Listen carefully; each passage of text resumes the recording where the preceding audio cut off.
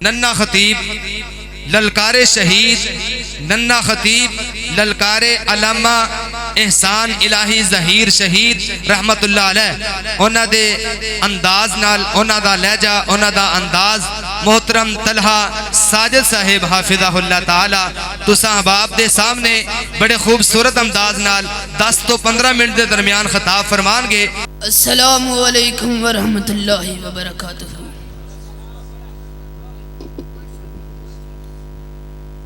نحمده ونصلی علی رسوله الکریم۔ اعوذ باللہ من الشیطان الرجیم۔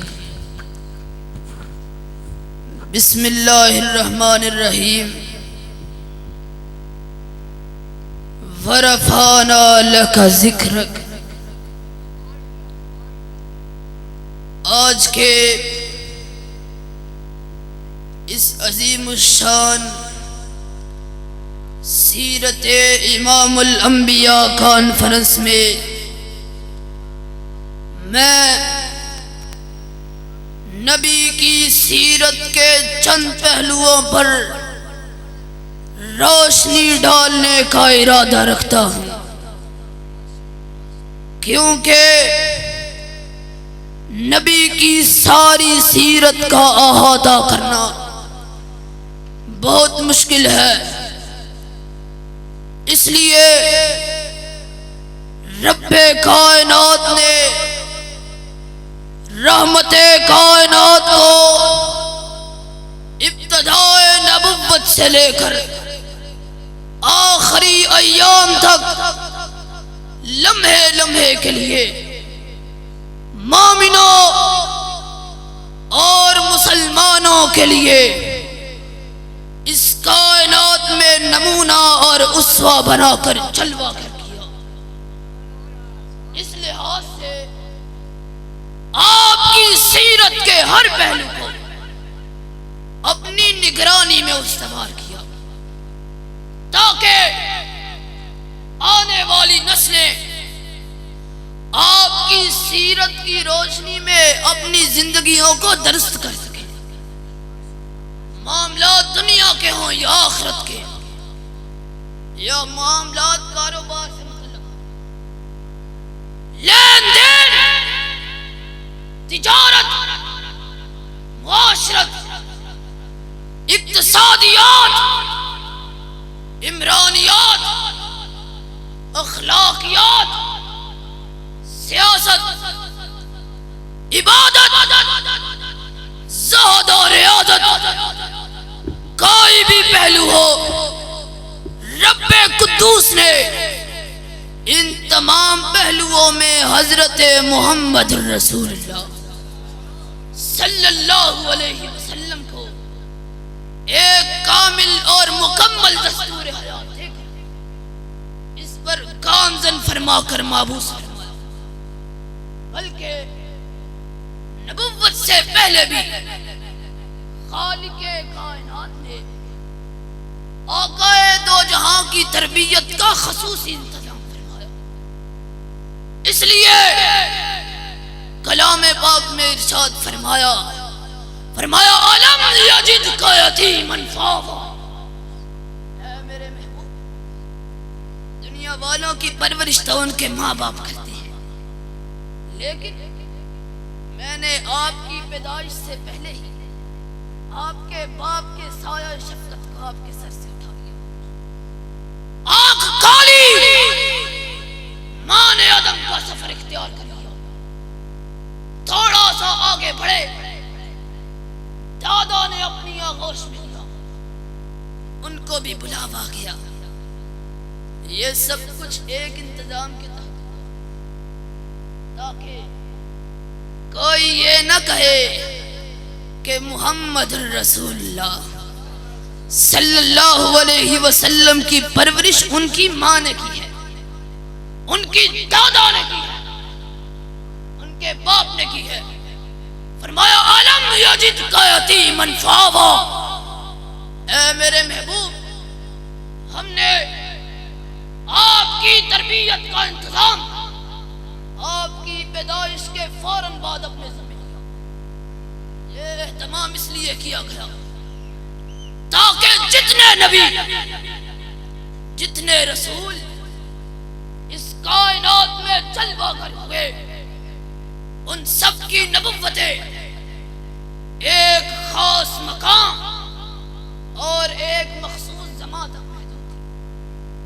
اللہ رب العزت نے نوح علیہ السلام کو منصب نبوت پر سرفراز فرمایا اور ساتھ ہی اعلان فرما دیا وَلَقَدْ أَرْسَلْنَا نُوحًا إِلَىٰ قَوْمِهِ، ہم نے نوح کو پیغمبر بنایا لیکن ان کی رسالت کا دائرہ کار اپنی ان کی قوم تک محدود تھا۔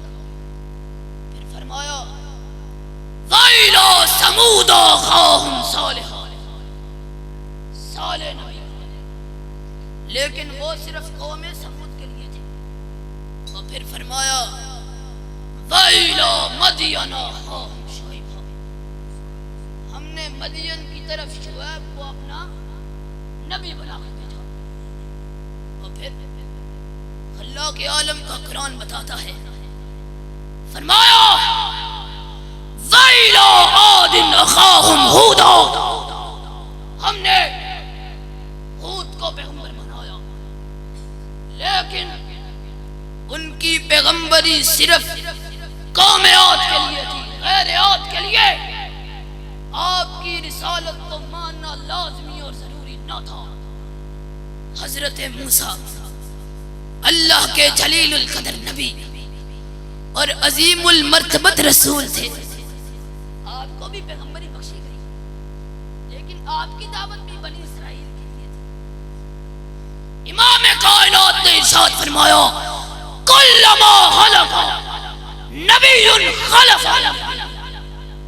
جتنے نبی آتے رہے ایک خاص جماعت، ایک خاص قوم، ایک خاص بستی، ایک خاص قبیلے، ایک خاص گروہ، ایک خاص زمانے تک آتے رہے اور اگر ان کے بعد کوئی دوسرا پیغمبر آ جاتا تو پہلے پیغمبر کی قیادت و امامت کا سلسلہ ختم ہو جاتا۔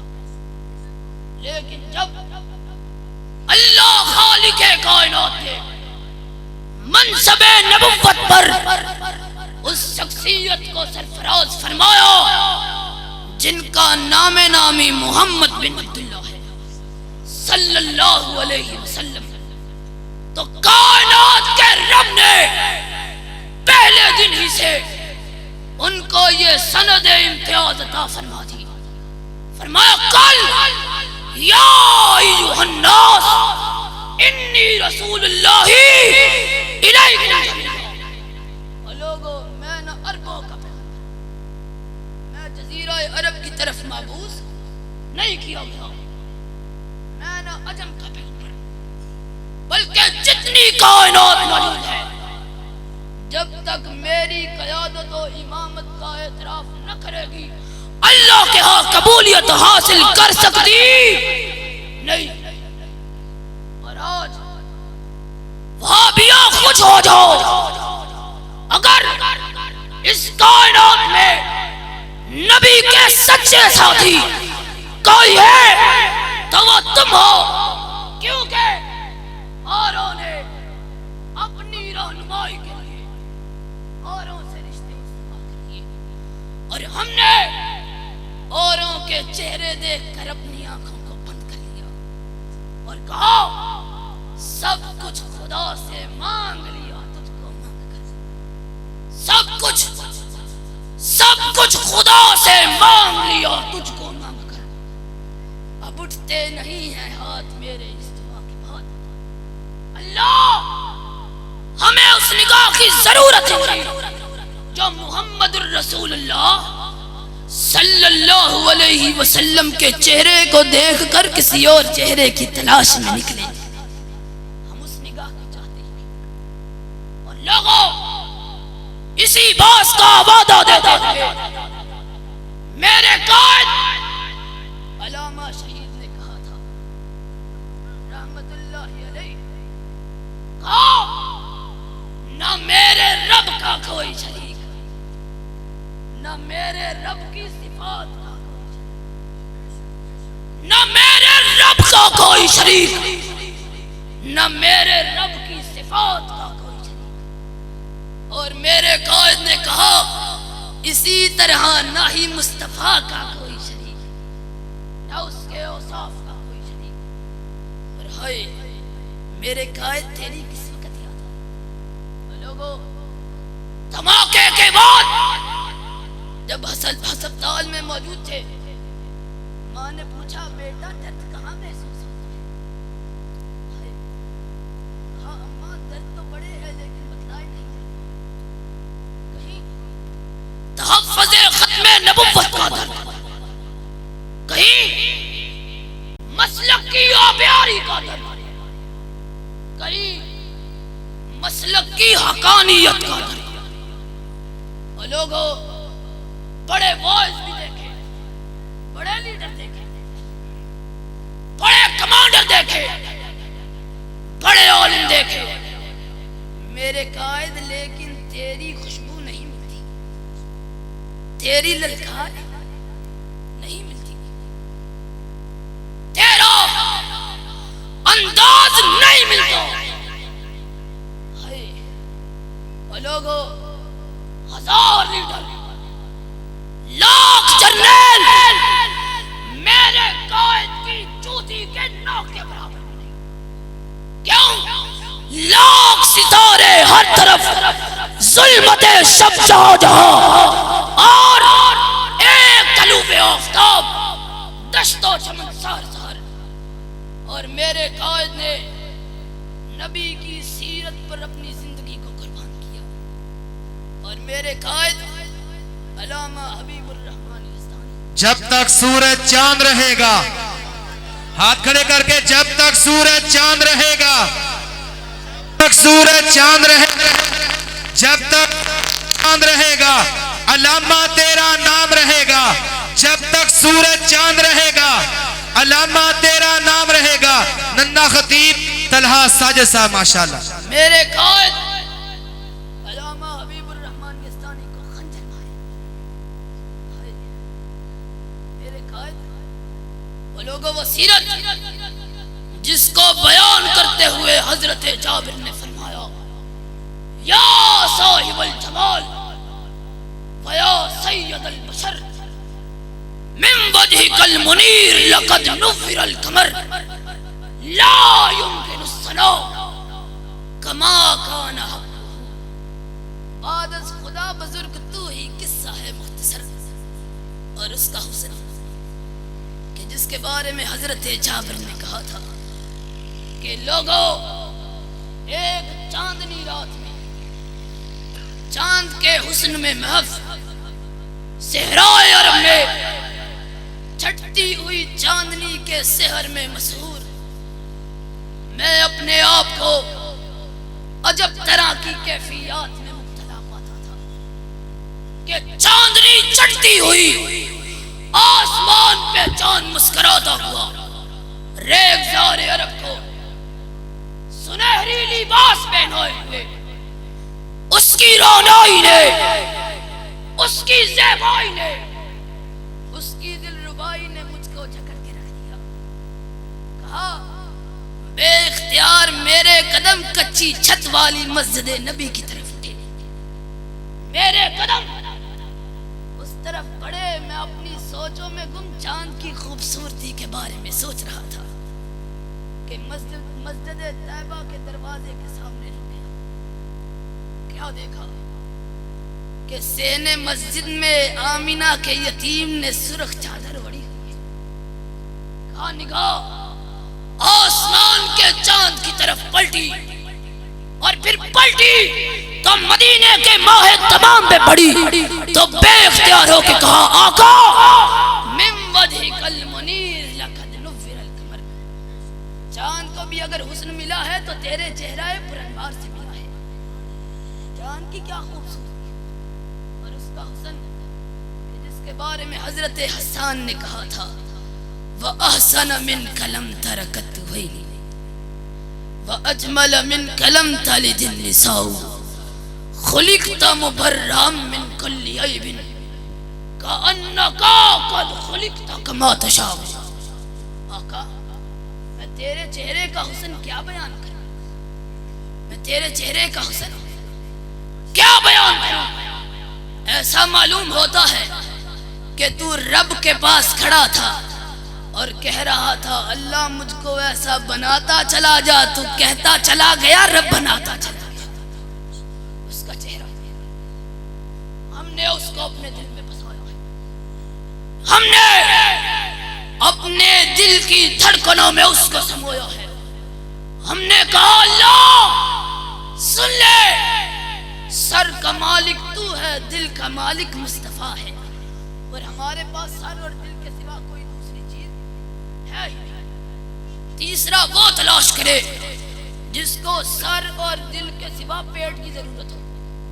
ہم نے کائنات اگر سمجھو تو دل کو سمجھو یا دماغ کو سمجھو۔ اور غالب جیسے قادر الکلام شاعر نے کہا تھا کہ غالب میں اس کی تعریف کیا بیان کروں کہ عرش والا خود جس کی تعریف بیان کرتا ہے۔ اور لوگوں تمہارے لیے اسی کی ذات، اسی کی صفات، اسی کی سیرت، اسی کا نام، اسی کی رفتار، اسی کی گفتار، اسی کے زبانے تمہارے لیے حجت، اور اس نے تمہیں سکھایا تو شجاعت کا درس سکھایا، بہادری کا سبق پڑھایا۔ اس نے کہا سنو، میرے ماننے والوں کی گردنیں کٹ سکتی ہیں، غیر اللہ کے سامنے جھک نہیں سکتی۔ اور لوگوں آج حقیقی بات یہ میری ایک ہی آرزو ہے کہ اہل حدیث کے نوجوان اپنے آقا کی شجاعت کو اپنے سینوں میں بھر لیں۔ اور خدا کی قسم اگر یہ آقا کی شجاعت کے وارث بن جائیں، پورے پاکستان کی کوئی قوت ان کے مقابل کھڑا ہونے کی جرات نہیں کر سکتی۔ اور آج اس جگہ جتنے لوگ آئے ہیں، جب نبی نے اپنی دعوت کا آغاز کیا اتنے لوگ نہیں تھے جتنے آج اس جگہ موجود ہیں۔ اور لوگوں ایک وقت تو ایسا تھا جب ساری کائنات محمد کی تکذیب کر رہی تھی، اکیلی صدیقہ خدیجہ کبریٰ وہ محمد کی تصدیق کر رہی تھی صلی اللہ علیہ وسلم۔ میرے آقا زخم کھا کے آتے تھے گھر میں، جسم پتھروں سے لہولہان ہوتا، سر پھٹا ہوا ہوتا، ٹانگیں زخمی، وہ سر پھٹا ہوا کہ جس پہ اگنے والی زلفوں کی قسم خود عرش والے نے اٹھائی، وہ ٹانگیں زخمی، وہ کندھے زخمی کہ جب ان پر چادر رکھ لی تو عرش والے نے یا ایھا المزمل کہا۔